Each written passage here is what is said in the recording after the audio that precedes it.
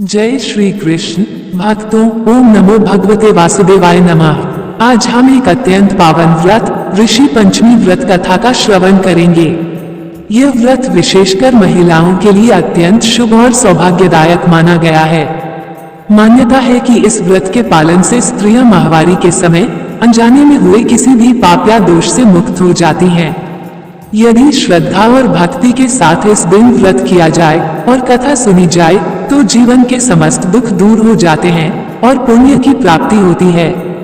एक नगर में एक ब्राह्मण अपनी पत्नी के साथ निवास करता था। एक दिन उसकी पत्नी ने घर पर ऋषियों को भोजन के लिए आमंत्रित किया, परंतु माहवारी के कारण वह असमंजस में पड़ गई। उसने सोचा, यदि मैंने ऋषियों को भोजन नहीं कराया तो अनर्थ होगा, और यदि इस अवस्था में भोजन कराया तो पाप लगेगा। अब मैं क्या करूं? वह अपनी पड़ोसन के पास गई और सारी बात बताई।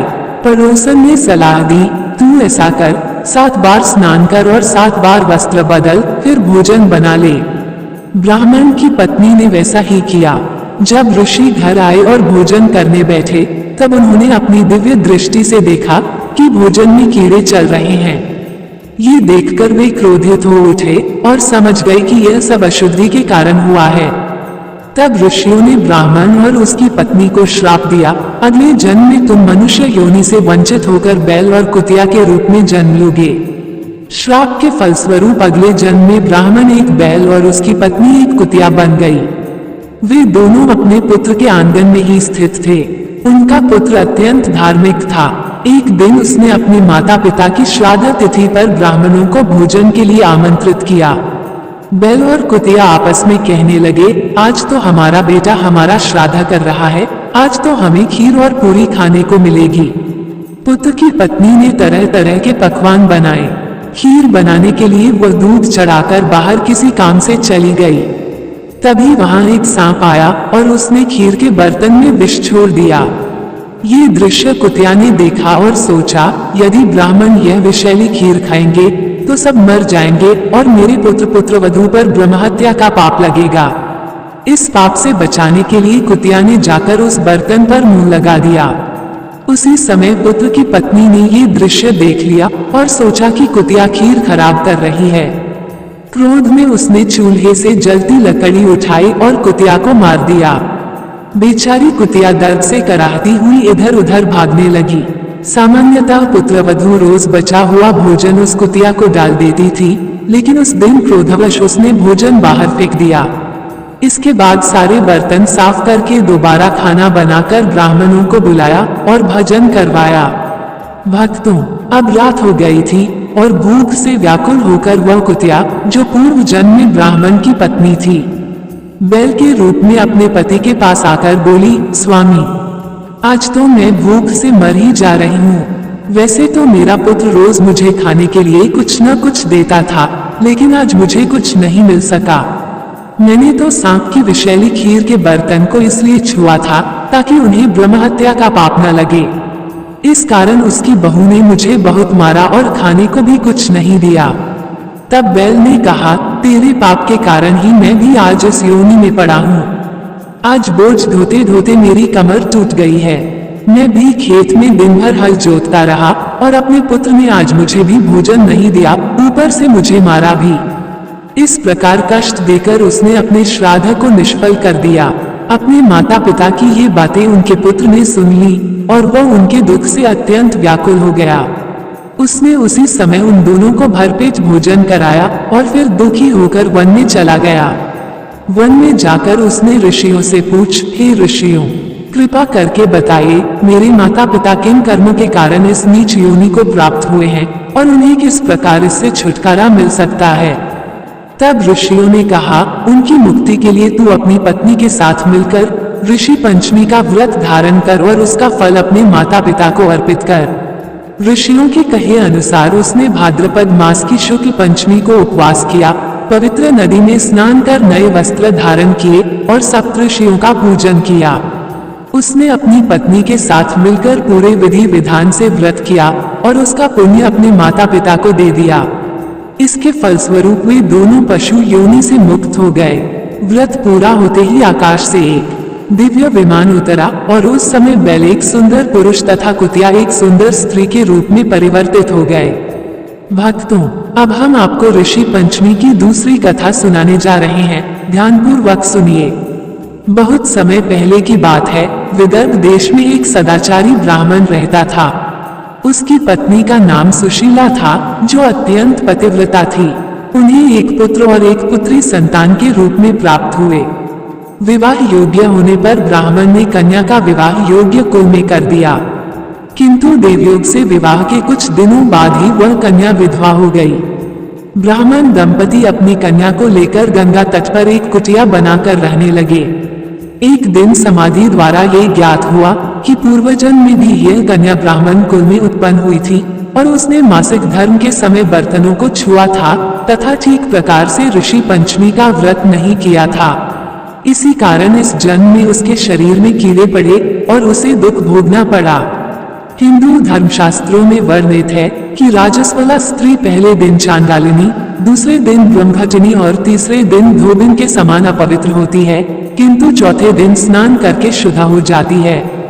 यदि अशुद्धि में भी वह ऋषि पंचमी का व्रत करे तो उसके सारे दुख दूर हो जाते हैं और अगले जन्म में उत्तम स्वभाव तथा सौभाग्य प्राप्त होता है।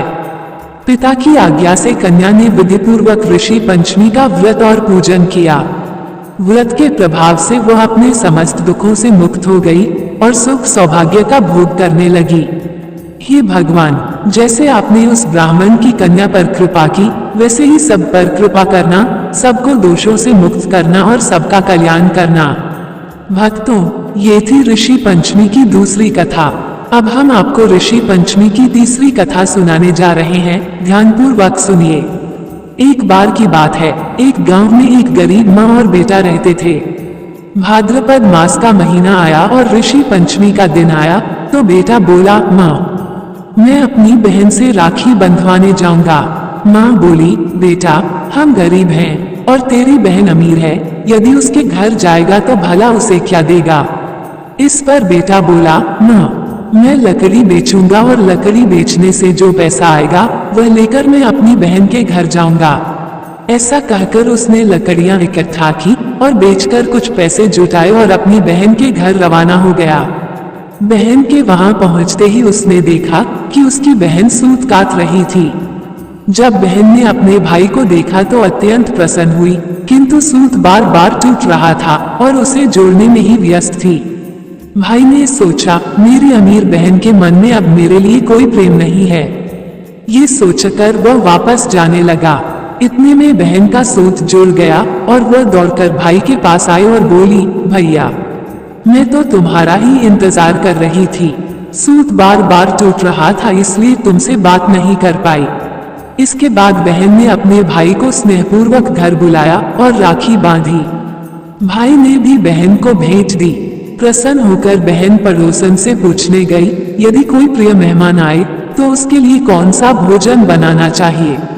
पड़ोसन ने मजाक में कह दिया, मिर्च चावल बना और उसमें तेल का छौंक दे।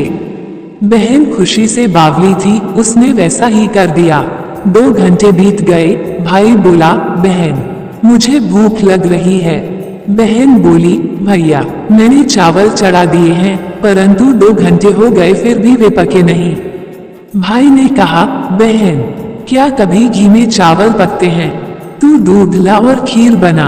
बहन ने दूध लाकर खीर बनाई और सबने प्रसाद रूप में भोजन किया।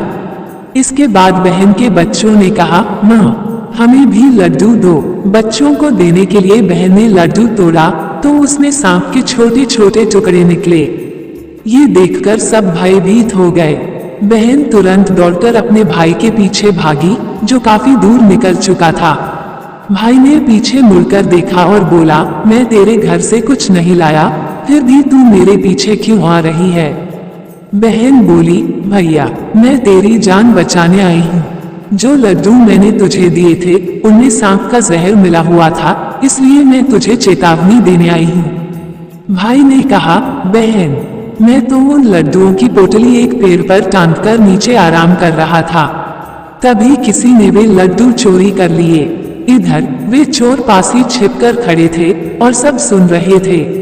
वे लड्डू खाने ही वाले थे, परंतु बहन की बात सुनकर ठिठक गए और बोले, बहन, तूने हमारी जान बचाई है, आज से तू हमारी धर्म बहन है।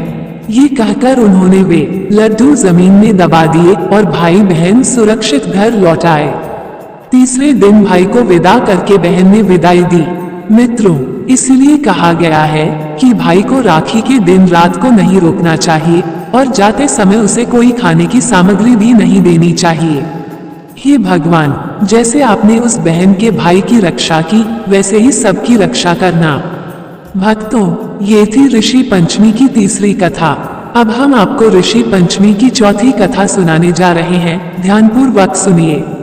एक बार की बात है, एक ऋषि मुनि अपने रास्ते पर जा रहे थे।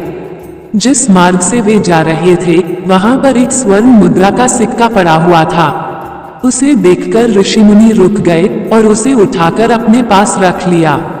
उन्होंने सोचा, मैं इस सिक्के का क्या करूंगा? ये सिक्का किसी गरीब को दे दूंगा, जिससे उसका भला हो जाएगा। ये सिक्का मेरे किसी काम का नहीं है, इसे तो दान में ही देना उचित है। ये सोचकर वे उसे लेकर अपने घर आ गए, किंतु काफी खोजने पर भी उन्हें कोई ऐसा गरीब नहीं मिला जो इस सिक्के का सच्चा अधिकारी हो। ऋषि मुनि बड़े परेशान हो गए और सोचने लगे कि अब इसे किसे दिया जाए। एक दिन जब ऋषि मुनि स्नान करके द्वार पर खड़े थे, तभी राजा अपने सैनिकों के साथ वहां से गुजरा। राजा ने अपने मंत्री को रोक दिया और कहा, हमें ऋषि मुनि का आशीर्वाद लेना चाहिए। आशीर्वाद लेने से हम युद्ध में विजय पालेंगे। ये कहकर राजा ऋषि मुनि के पास गया और आशीर्वाद लिया। तब ऋषि मुनि ने सोचा, क्यों न मैं ये स्वर्ण मुद्रा राजा को ही दे दूं। जैसे ही उन्होंने वह सिक्का राजा को दिया, राजा को बड़ा आश्चर्य हुआ और उसने पूछा, महाराज, आपने मुझे ये सिक्का क्यों दिया? मैं तो पहले से ही राजा हूँ। तब ऋषि मुनि ने कहा, तुम दूसरे राज्य पर विजय पाने के लिए जा रहे हो, जबकि तुम्हारे पास पहले से ही इतना बड़ा राज्य है। फिर भी तुम्हारी इच्छा और पाने की है। इसका अर्थ है कि तुमसे गरीब कोई और नहीं, इसीलिए मैंने ये सिक्का तुम्हें दे दिया। ये सुनकर राजा को सब समझ आ गया। उसे बोध हुआ कि जब हमारे पास सब कुछ हो और फिर भी हम अधिक की इच्छा करें, तो वह लालच है और ऐसा करना कभी उचित नहीं। जितना है उसमें संतुष्ट रहना ही श्रेष्ठ है। हे ऋषि मुनि, जैसी सद्बुद्धि आपने राजा को दी, वैसे ही सबको दीजिए और सबका कल्याण कीजिए। भक्तों, ये थी ऋषि पंचमी की चौथी कथा। अब हम आपको पांचवी कथा सुनाने जा रहे हैं। ध्यानपूर्वक सुनिए। जैसे कोई भी व्रत तब तक पूर्ण नहीं होता जब तक उसकी व्रत कथा न सुनी जाए, वैसे ही कोई भी कथा तब तक संपूर्ण नहीं होती जब तक विनायक जी की कथा न सुनी जाए। किसी भी कथा के बाद विनायक जी की कथा सुनने से ही संपूर्ण फल की प्राप्ति होती है। भक्तों, एक गांव की बात है। वहां एक बहुत गरीब और अंधी बुढ़िया रहती थी। उसका एक छोटा सा परिवार था, जिसमें उसका बेटा और बहू थे। बुढ़िया को गणेश जी में बहुत श्रद्धा थी और वह सदैव उनकी भक्ति और पूजा में लगी रहती थी। एक बार गणेश जी उसकी भक्ति से प्रसन्न होकर उसे दर्शन देने आए और बोले, बुढ़िया, मैं तेरी भक्ति से बहुत प्रसन्न हूँ, तू मुझसे कुछ मांग। बुढ़िया बोली, भगवान, मुझे तो कुछ मांगना ही नहीं आता, मैं क्या मांगूं? तब गणेश जी ने कहा, अच्छा ठीक है, मैं कल फिर आऊंगा। तू अपने बहू बेटे से पूछ लेना और जो वे कहे वही मुझसे मांग लेना। बुढ़िया बोली, ठीक है। अगले दिन उसने अपने बेटे और बहू को बताया कि प्रभु विनायक बाबा ने मुझे स्वयं दर्शन दिए और मुझे वर मांगने को कहा है। अब तुम दोनों बताओ कि मैं क्या मांगूं? बेटे ने कहा, माँ, धन दौलत मांग लेना। फिर बहू से पूछा तो वह बोली, हमारी शादी को काफी समय हो गया है और आपको पोता भी चाहिए, तो पोता मांग लो। ये सुनकर बुढ़िया सोचने लगी, ये दोनों तो अपने अपने मतलब की बातें कह रहे हैं। क्यों न मैं अपनी प्यारी सहेली से पूछूं, वही सही सलाह देगी। ऐसा सोचकर बुढ़िया अपनी पड़ोसन के पास गई और बोली, बहन, मुझे विनायक बाबा ने दर्शन दिए और वरदान मांगने को कहा, पर मुझे समझ नहीं आ रहा कि क्या मांगूं। जब मैंने अपने बेटे से पूछा तो उसने धन मांगने को कहा और बहू ने पोता मांगने को कहा। मुझे ये दोनों ही बातें अपने मतलब की लगी, इसलिए अब मैं तेरे पास आई हूँ। तू ही मुझे सही सलाह दे। पड़ोसन बोली, ना तू धन मांग, ना तू पोता मांग, तू तो थोड़े दिन ही जिएगी, इसलिए आंखें मांग ले। ये सुनकर बुढ़िया को ये बात भी उचित नहीं लगी। उसने पड़ोसन की बात भी नहीं मानी और घर लौटकर सोचने लगी, ऐसा क्या वरदान मांगूं जिससे केवल किसी एक का ही नहीं बल्कि सभी का कल्याण हो। यही सोचते सोचते पूरी रात बीत गई। अगले दिन गणेश जी पुनः आए और बोले, बुढ़िया आज तो कुछ मांग ले। वह बोली, हे विनायक, पौधे से सोने का कटोरा दो, उसमें पोते को दूध पिलाते देखूं, सुहाग दे, निरोग काया दे, 9 करोड़ की माया दे, बेटा दे, पोता पर पोता दे, दुनिया में भाई भतीजे और सारा भूला भटका परिवार सुख पाए और अंत में मोक्ष भी मिले। ये सुनकर गणेश जी बोले, अरे बुढ़िया, तूने तो मुझे ठग लिया और सब कुछ मांग लिया। फिर मुस्कुराते हुए बोले, परंतु जैसे तूने कहा है सब वैसा ही होगा। ये कहकर गणेश जी अंतर ध्यान हो गए। गणेश जी की कृपा से बुढ़िया को सब कुछ मिल गया। हे गणेश भगवान, जैसे आपने बुढ़िया को दिया वैसे सबको दीजिए। श्री गणेश भगवान की जय। मित्रों, किसी भी व्रत कथा को अच्छे से पूर्ण करने के लिए तुलसी माता की कथा अवश्य सुननी चाहिए, क्योंकि हिंदू पुराणों में माता तुलसी को बहुत ही शुभ और पूजनीय माना गया है। उनके उपस्थित होने से सदैव शुभ फल ही प्राप्त होता है। इसी कारण भगवान विष्णु को भी भोग में तुलसी का प्रसाद अर्पित किया जाता है। अब हम आपको माता तुलसी की कथा सुनाने जा रहे हैं, ध्यानपूर्वक सुनिए। कार्तिक महीने में सभी औरतें तुलसी माता को पूजने आती थीं, परंतु एक बुढ़िया तुलसी माता के पास आती और कहती, हे तुलसी, मुझे बैकुंठ का वास दे, लटकन की माला दे, लटकन की मौत दे, चंदन की खाट दे, झालर की झनकार दे, साईं का राज दे, दारू भारत का मंदिर दे, ग्यारस की मौत दे और श्री कृष्ण का कंधा दे। ये सुनकर तुलसी माता दुखी हो जाती। भगवान ने पूछा, हे तुलसी, तुम क्यों दुखी हो रही हो? तुम्हारे पास तो इतनी औरतें रोज आती हैं, आरती करती हैं, गीत गाती हैं। तब तुलसी माता ने कहा, भगवान, सब औरतें तो सच्चे मन से आती हैं, परंतु यह एक बुढ़िया रोज आकर ऐसे ऐसे वचन बोलती है। सब कुछ तो मैं दे सकती हूँ, पर श्री कृष्ण का कंधा मैं कहाँ से दूं? तब भगवान बोले, तू चिंता मत कर, जब उसका अंत समय आएगा तब मैं स्वयं उसे कंधा दूंगा। समय बीता, बुढ़िया की मृत्यु हो गई।